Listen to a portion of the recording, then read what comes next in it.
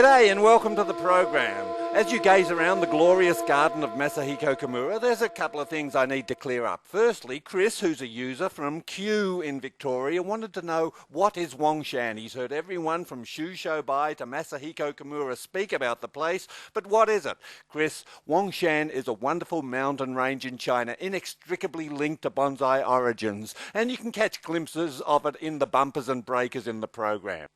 Another user, Jose, from Mexico, wanted to know about the beautiful pot in which Kamura had planted his Rock Mountain composition in episode 4. It's a Cultural Revolution pot from Yixing, Jose, and we'll be looking at those in a later episode as well. 葉がパラパラでしょ。まだ葉が若いでしょ。まだ3ヶ月ですよ、これが。で、これも将来は大変なものになりますよ、数年すれば。My perception as to who Masahiko Kamura was based upon a good deal of reading and discussions I'd had with some of bonsai's most learned scholars. I soon found these to be erroneous, and I asked him to tell about himself. 要するに私のことはね、世界でもっていろいろなことを言われてます。もちろんいいことだけじゃないと思いますね。それは当然だと思いますけれども、私自身は自分の一つの信念でしょうかね、は持ってるつもりなんです。で自分の持っている感性とか感覚というものを見えるものに表現したものがこの私の作品です。で、いくらいいものを持ってても目に見えるもんじゃないですね。それをものでもって表した表現したものが私のこの盆栽です。ですからこの私の、盆栽を見ていただければ私の持っている感性とか感覚というのは分かっていただけると思います。はい、そのようなことで私は絶えず自分の持っている感性感覚技術プラス技術ですね、これは全て、一つの作品に、100% 注いで、作り上げています。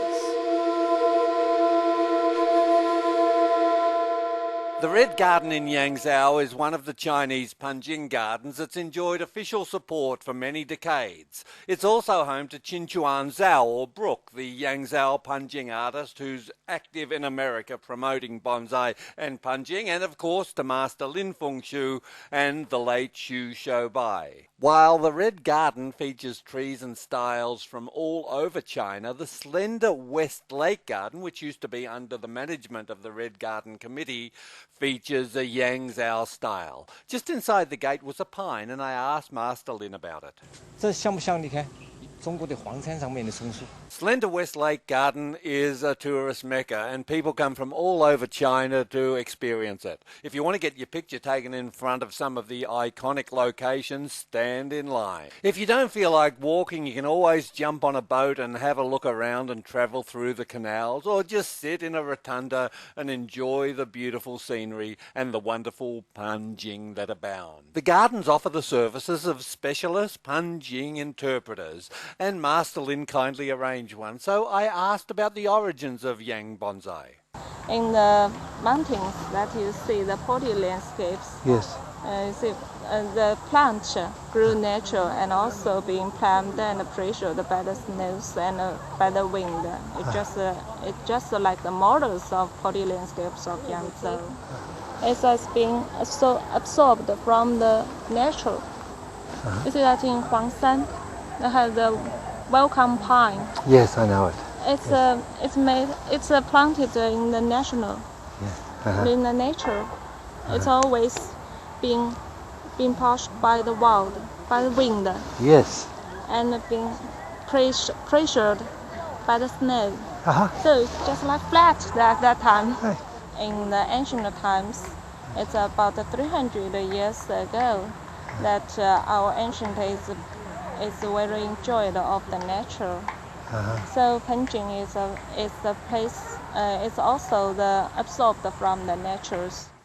Slender West Lake Gardens was originally just a narrow river, but during the 18th century, wealthy salt merchants in Yangzhou, in anticipation of a visit from the emperor, created the park by widening the river into a slender lake and creating a series of canals going off around the northern part of the city.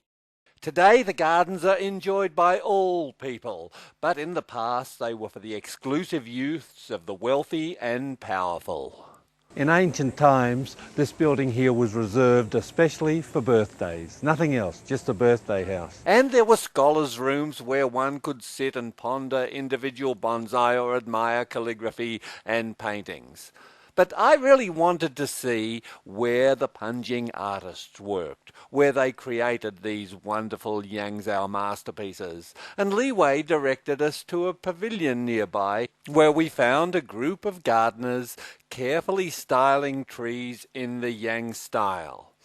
This is a really conventional and fairly constrained way of making bonsai using palm fiber wiring. The trees come in two basic styles. There's the platform style that has 1 to 3 levels of foliage pads, and then there's the ingenious or delicate cloud style. This is Master Lu. He's one of the masters of the Yang school of panjing here in Yangzhou. And to shape a tree like this with the palm fiber, it takes him 2 days. 2 days of meticulous concentration, and the results are really quite stunning.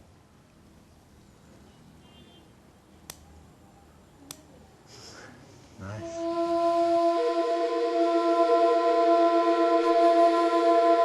The Yangzhou style is characterized by the thin oval-shaped horizontal pads of foliage and by painting theory, which stipulates that no branch should be straight for longer than 1 kun, which is about 3.3 centimeters. High levels of technical dexterity are required to shape the trees in this manner. The trunks are generally shaped into what's known as roaming dragon curves. And it's these curves that give the artist a license for full self-expression. The horizontal pads and the criteria of them being basically oval-shaped and flat may be limiting to some people, but like Japanese guideline bonsai, it's a good discipline to understand. Yet it would be a mistake to consider that these schools don't allow for creativity, because what they offer, even to the beginner, is a caricature of how trees grow, and thereby an insight into the world of trees. Probably the most critical distinction to make between Japanese guideline bonsai and Yang panjing is that the Yang trees have flat tops, which is an interesting observation, particularly given that that's the way trees grow. Mature trees have flat tops, and it gives one the opportunity to think outside of that old asymmetrical triangle. The Yang style seems to have been largely ignored by many bonsai authors and scholars, and it's for this very reason that I think it's quite important to take a good up-close look at it, because this is a style that has endured unchanged for centuries in a world where fashion rules.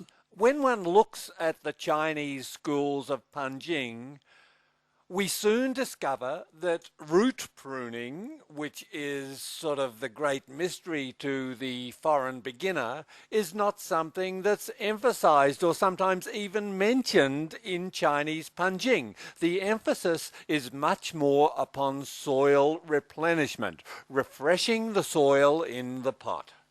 And another important distinction to make is that gauze over the drainage holes isn't entertained here. Instead, a piece of broken pottery with a curvature on it is placed over the hole to enable better drainage. It's what my dad used to call a crock, and that's not to be confused with the American slang term. With potting mixes, I've kind of given up quizzing people on them too much because there's such a diversity and really different materials are not available in different parts of the world. So any international discussion about potting mixes should be taken pretty much with a grain of salt. The main thing is it fits in the pot, it drains okay, it adds some sort of nutrition and it holds the tree up. And once a tree's standing up, of course, it's always important to water it in thoroughly. That can be repeated as many times as you want to say it because I'm always astonished at how many folks, particularly beginners, forget to do this particular job. So thank you to Master Lin Feng Shu for his generosity in showing us how to shape a tree with palm fiber wire in the Yang style. In a coming episode, Master Lin is going to assist us to tell the story of the Tang Dynasty Buddhist monk Jianzhen and of his journey from Yangzhou to Japan and the incredible impact that his life had on world bonsai. We couldn't fit in the Yangzhou bonsai market story this week. There wasn't time, but that'll be coming next time. And next episode, we're going to return to Japan as well. Authenticity at bonsaifarm.tv.